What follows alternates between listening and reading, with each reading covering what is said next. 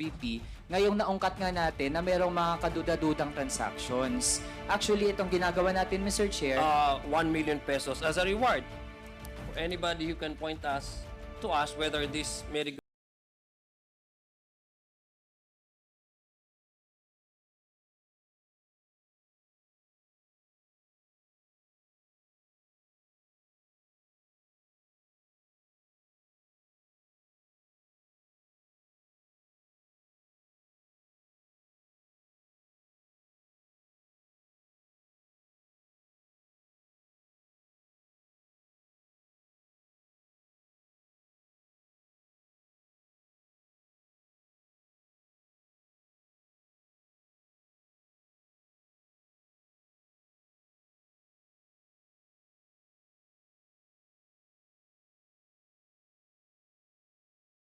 of the Office of Vice President ba?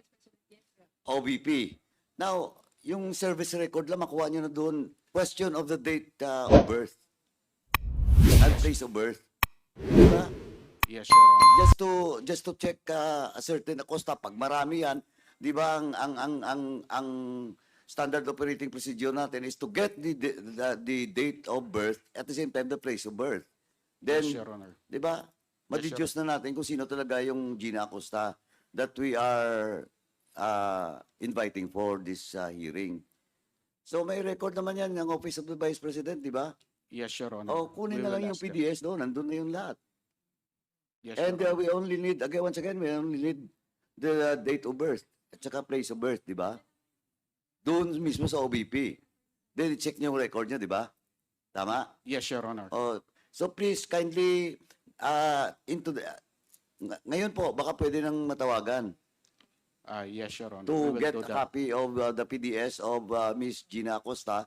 Then you verify it kung may travel record siya from the very start of this hearing until today. Yes, Your Honor. Thank you, thank you. Thank you, Chairman. Maybe we can ask the admin from the OVP. Do we have the officials from the admin of the OVP? Attorney Sanchez, maybe ang sagot po sa inyong katanungan si Attorney Sanchez. Good morning, Mr. Chair. We will provide upon instruction of the committee, Mr. Chair. Yes. Mr. Chairman, when? Because we need it today. Can you provide us within the day? Kasi nandito na rin ang BID. Anyway, Tatawagan na ng BID yan. If you can provide now the place of birth and the date of birth of Miss Gina Acosta, mabilis lang yan. Ma-check ng BID para matapos na natin yan. Ang kailangan na naman natin dito, travel record, di ba, ni Gina Acosta. Mr. Lemuel Ortonio to be present here, Your Honor. So anong dahilan nitong sulat na to? Ba't niya sinasabi na pupunta siya dito at magpa-participate siya? Eh wala naman pala siya dito. Congressman Bongalon. Unacceptable, Mr. Chair. I mean, he mentioned that he was coming. Nandito sa letter niya tapos wala rin siya dito. Mr. Chair, Congressman Bongalon. thank you, Mr. Chair. Another matter, Mr. Chair. Mr. Chair, I was not designated as OIC Chief of Staff the last time. While Attorney Lopez was away, is that correct? No, Mr. Chair. I was only designated only for October 18, 2024, for 1 day only, Mr. Chair. 1 day. Yes, Mr. Chair. Sandali ka lang naman pala nag-OIC, ano? Isang araw lang. Bakit Yes. isang araw lang?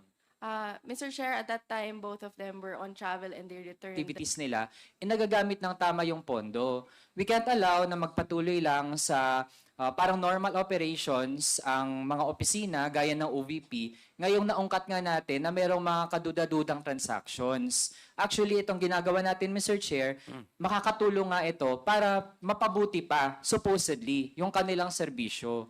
Wala tayo dito para i-hamper sila sa kung ano yung kanilang mga gampanin. Kaya, all the more, Mr. Chair, na once and for all, dapat talaga dumalo sila dito at hindi maghapag ng mga, actually parang nagiging petty na lang yung kanilang mga ginagamit ng mga dahilan para hindi. may limit pa po sa inyo? Ilang beses po yan? Attorney Sanchez. And what are the reasons for example, for the head of the agency to grant this request for travel authority? Yes, Mr. Chair. We do not have a specific limit as to the number of times that a staff can travel as long as there is basis or justification and necessity for the travel, Your Honor, it is granted. Your Honor. So you have to, for example, Mr. Chair, if I may be allowed, no? Kasi gusto ko lang po malaman dahil parang ang always na narason na naririnig natin ay travel, official travel, official travel. Can you categorize to us, paano mo i-differentiate dun sa official travel, how many times can an employee request for official travel? Kung official yan na, like the regular operation ng opisina ninyo. Your Honor, usually for official travels, it's not the employee that requests, but it's the Office. office Okay. that So orders. what about yung personal travel?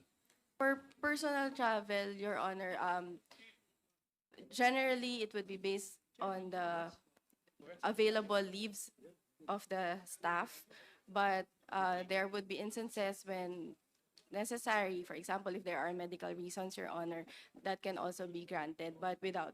What other reasons are there available that an employee can request for personal travel? I believe there is the medical reasons. What other reasons can an employee, a regular employee, request for a personal travel? Your Honor, for personal travel, there are different reasons provided by under the CSC guidelines. It can be vacation or emergency leave kung namatayan, but different and Pero hindi varied naman reasons. every week or every month magkakaroon ka ng travel, di ba? The reason why I'm asking this, Mr. Chair, and I want to put into record, because since the time that tinanong ko nga, who really approves the travel order? And then it's obviously, Mr. Chair, that there's a deliberate attempt to really frustrate the proceedings and for this committee to really find out kung ano talaga itong mga allegations na kinakaharap nila ng opisina. Just to put that into record, Mr. My manifestation and my frustration as well, Mr. Chair. Thank you. The chair would like to recognize Congressman Kit Flores. Mr. Chair, kanina pa tayo dito sa excuses ni na Paharde and since the Chief of Staff already mentioned that they're on official travel, may I know from the Chief of Staff exactly where the travel is of the spouses? Shown under Article 150 of the revised penal code. So, para lang po maunawaan ng ating mga kababayan, ito po ay ang hindi po pagdalo sa mga committee hearing ng Kongreso ay pwede pong makasuhan ng kriminal. Dahil ito po ay tinatalaga ng batas na ang pagpunta dito ay mandatory para sa mga public officials. Maraming salamat po. Meron pa po bang gustong magsalita? Yes, Comsec, please continue. First, observed by Chairman Romy Acop. How many acknowledgement receipts are we talking here, Mr. Chair? No, based on my office count, there are almost 4,500 acknowledgement receipts na nanggaling po in total, no? Both nanggaling po sa Office of the Vice President, pati rin po galing po dun sa Department of Education when the Vice President concurrently holding the office as Secretary. Roughly 4,500, 2,670 from the Office of the Vice President submitted acknowledgement receipts and 1,820 with no invoices, zero official receipts, no? Lahat po ito acknowledgement receipts na walang attachment of proof of identity, no? Or the existence man lang ng yung supposed recipients nito ay buhay or totoong tao. So this is what we find out during the previous committee hearings, and this is what I think the observation of this representation would like to find out. May I, again, let me go back to the previous discussion that we had. At nagkaroon din ito ng national traction. May I request Comsec to please flash the first acknowledgement receipt that was noticed by Chairman Acop. Ayan po, Mr. Chair. Yung Mary Grace Piatos, no? Isa po yan sa mga acknowledgement receipt na naisumite sa Commission on COA, Commission on Audit, na alam naman po natin na yung pangalan na Mary Grace ay isang restaurant, yung Piatos ay isang chichirya. No, if you ask me, medyo questionable. Kung meron pa ho talagang taong nagngangalang Mary Grace Piatos. Now, we could not find out whether this Mary Grace Piatos is indeed a person or alive because there's no corroborative attachment to it other than the acknowledgement receipt na receive natin, ang pirmado niya. So, Mr. Chair, this prompted, Mr. Chair, in fact, some of the members here and guest members who came out with a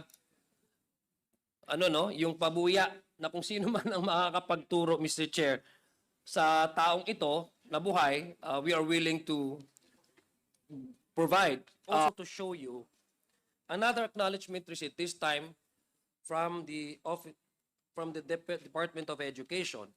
Mr. Chair, can I ask COMSEC to, yes. On the left side, with black ink, that's from the OVP. On the other side is from DepEd. Pakibasa po yan, yung pangalan din po dyan sa DepEd.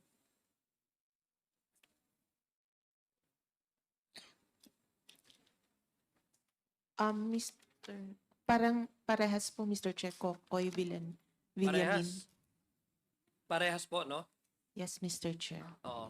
So, ibig sabihin, the point I'm trying to drive at, Mr. Chair, is that based on the documents and the acknowledgement receipts, which we do not have any other ways to really affirm whether these persons and individuals who have received the confidential funds were truly alive and truly person, makikita po natin yung medyo hindi ho kapanipaniwala ako, ordinaryo po ako na tao, I'm not an auditor, but as you can see it, pareho po yung pangalan nila, Kokoy Villamin, yung acknowledgement receipt, from the Office of the Vice President, and at the same time, from the DepEd, the same person, Kokoy Villamin, from Osamis, no?